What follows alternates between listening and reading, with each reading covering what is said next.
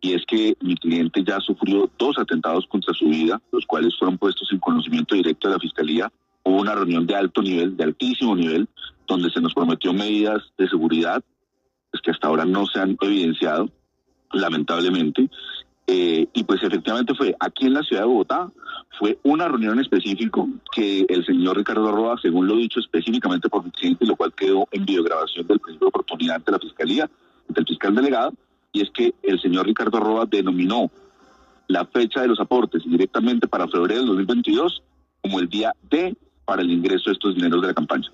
Quiere decir que en la Fiscalía esta información reposa ¿hace cuánto tiempo? Información que, repetimos, vincula directamente al gerente de la entonces campaña, Ricardo Roa, y presidente de Ecopetrol. ¿Y qué tantos detalles dio? ¿Y ya terminó ese interrogatorio o quedaron de pactar algún otro? Como usted comprenderá, Jorge, y es un llamado que se le hace a la Fiscalía General de la Nación, es un proceso complejísimo. Se confirma, gente, que el guerrillero Gustavo Petro, aliado con narcotraficantes y criminales, gente, robaron a miles de colombianos en una criptomoneda para apoyar al asesino guerrillero.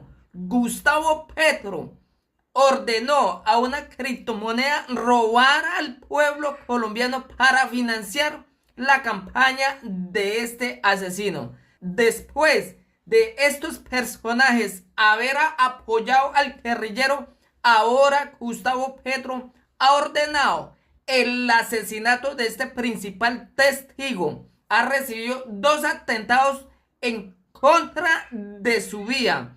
Hoy denunciamos que esta persona está corriendo peligro porque Gustavo Petro ya ordenó el asesinato de este principal testigo, quien apoyó con plata que se robó del pueblo colombiano, financiaron la campaña de Gustavo Petro. Es muy delicado, gente. Aquí tenemos el audio. De contarle con más detalle a la Fiscalía General, inclusive ya lo hemos hecho y hemos hecho ya varios avances, directamente interrogatorios formales, diligencias que se han cumplido desde su lugar de reclusión, donde mi cliente da cuenta que efectivamente conoce, supo y da verificación de la existencia de ingresos directamente de los dineros ilícitos, productos de la captación, que entraron directamente a la campaña presidencial del hoy presidente Gustavo Petro. Estos dineros fueron pactados en especie directamente con la consecución de un avión King Air que efectivamente tenía la empresa SADI. Mi cliente efectivamente dará su testimonio directo en el principio de oportunidad para que esto sea utilizado por las autoridades competentes. De hecho, el día de ayer enviamos ya una comunicación formal ante el Consejo Nacional Electoral para que tomen la declaración de mi cliente y para que efectivamente testifique por la razón por la cual estos dineros ingresaron en especie como ayuda y apoyo a la campaña presidencial. Abogado de la mayor gravedad, ¿y por qué se pactó que entraran de esa forma? ¿Para que no quedaran registrados? Sí, Gustavo, buenos días. Efectivamente, digamos que esto es el modus operandi de los criminales. Aquí lo que se trató fue simplemente darle un velo de legalidad directo para que no quedaran registrados dineros, aunque sabemos que también existieron giros directos por parte derivados de la captación, es decir, giros ilícitos de dinero, productos de la captación masiva virtual de la gente que fueron a parar a la campaña y a comprar productos suntuosos como este avión que sirvió para hacer la campaña. De hecho, mi cliente directamente lo afirma, y es que el señor Ricardo Roa, el presidente de Ecopetrol, lo que afirmó es que necesitaba que se dieran estos apoyos en especie precisamente para evitar un rastreo de las autoridades. Abogado Muñoz, hay una imagen que circuló en su momento en redes sociales y que me parece que tiene mucho que ver con esto.